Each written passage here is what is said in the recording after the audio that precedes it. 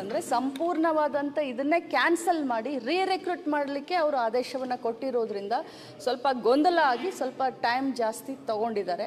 ಆದರೆ ತಾವೇ ಸದನಕ್ಕೆ ಹೇಳದ ಹಾಗೆ ಈಗಾಗಲೇ ತಾತ್ಕಾಲಿಕ ಪಟ್ಟಿಯನ್ನು ಕೂಡ ಈಗಾಗಲೇ ಪ್ರಕಟ ಮಾಡಿದ್ದಾರೆ. ಬಹುಶಃ ಇನ್ನೊಂದು ವಾರದ ಒಳಗಡೆ ಈ ಸಮಸ್ಯೆ ಬಗೆಹರಿಸ್ತೀವಿ ಅಂತ ಹೇಳಲಿಕ್ಕೆ ಬಯಸ್ತೀವಿ.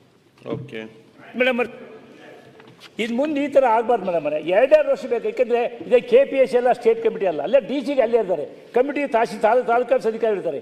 ಮುಂದೆ 3 ತಿಂಗಳು ಮಾಡಿದ್ರೆ ಸಮಸ್ಯೆಗಳಾಗಲ್ಲ. ಮುಂದೆ ಅದು ಸಹ ರಾಜ್ಯ ರೀತಿ ಆಗದೈತಿ ತಾವು ನೋಡ್ಕೋಬೇಕು ಅಂತ ನನ್ನ ಸಲಹೆ. ಸನ್ಮಾನ್ಯ ಸದಸ್ಯರಿಗೆ ಹೇಳಲಿಕ್ಕೆ ಬಯಸ್ತೇನೆ ಸರ್, ಇದು KPSCನೂ ಅಲ್ಲ UPSCನೂ ಅಲ್ಲ, ಬಟ್ ಇದಕ್ಕೆ ಬರುವಂಥ ಪ್ರೆಷರ್ಗಳು ಎಲ್ಲ ಶಾಸಕರಿಗೂ ಕೂಡ ಈ ಅಂಗನವಾಡಿ ಕಾರ್ಯಕರ್ತರು ಸಹಾಯಕಿಯರು ಅಂತಂದರೆ ಮನೆ ಬಾಗಿಲಿಗೆ ಎಲ್ಲರೂ ಬರಲಿಕ್ಕೆ ಶುರು ಮಾಡ್ತಾರೆ.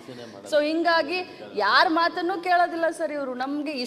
ನಮಗೆ ಮೆರಿಟು ಅಲ್ಲಿ ವಿಧವೆಯರಿಗೆ ಇಷ್ಟು ಕೊಡಬೇಕು, SC STಗಳಿಗೆ, ಹ್ಯಾಂಡಿಕ್ಯಾಪ್ಟು, ಆ್ಯಸಿಡ್ ವಿಕ್ಟಿಮ್ಸ್ಗಳಿಗೆ ಅಂತ ಏನೆಲ್ಲ ನಾವು ನಾರ್ಮ್ಸ್ ಬರೆದು ಕಳಿಸಿದ್ರು ಕೂಡ ಬಹಳಷ್ಟು ನಮಗೆ ಪ್ರೆಷರ್ನ ಹಾಕ್ತಾರೆ.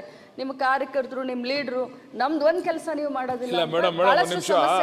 ಅಧ್ಯಕ್ಷ ಇದು ಒಂದೇ ಒಂದು ನಿಮಿಷ. ಇದು ಇವ್ರು ಹೇಳ್ದಂಗೆ KPSC UPSC ಯಾವುದೂ ಇಲ್ಲ, ಜಿಲ್ಲಾಧಿಕಾರಿಗಳು ಮಾಡೋದು.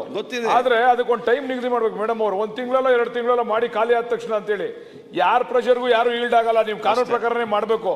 ನಿಮ್ ಕಾನೂನಲ್ಲಿ ಏನು ಅವಕಾಶ ಇದೆ ಅದರಂತೆ ಮಾಡಬೇಕು. ಮಾಡಿ 2 ತಿಂಗಳಲ್ಲಿ ಮಾಡಿ ಅಂತ ಒಂದು ಆದೇಶ ಮಾಡಿ. 2 ತಿಂಗಳು ಮಾಡಿದೀನಿ, 3 ತಿಂಗಳ ಒಳಗಡೆ ಇಲ್ಲ ಮಾಡಿಲ್ಲ.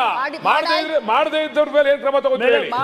ನಿಮ್ ಜಿಲ್ಲಾಧಿಕಾರಿಗಳು, ನಿಮ್ಮ ಜಿಲ್ಲೆಯ ಅಧಿಕಾರಿಗಳು, ಜಿಲ್ಲಾಧಿಕಾರಿಗಳೆಲ್ಲ ಸೇರಿ ಅವ್ರು ಅದನ್ನ ಸುಮ್ಮನೆ ತಳ್ಕೊಂಡು ಹೋಗ್ತಕ್ಕಂಥ ಕೆಲಸ ಮಾಡ್ತಾರೆ. ದಯಮಾಡಿ ಏನೇ ಕ್ರಮ ತಗೋಬೇಕಲ್ಲ ಅವ್ರ ಮೇಲೆ. ಮೇಡಮರೇ, ನೀವಲ್ಲ ನಾನಲ್ಲ, ಮುಖ್ಯಮಂತ್ರಿ ಹೇಳಿದ್ರು ಸಹ ಕಾನೂನು ಬಿಟ್ಟು ಮಾಡ್ತಕ್ಕಂಥ ಪರಿಸ್ಥಿತಿ ಇಲ್ಲ. High court supreme court clear judgement ಐತಿ.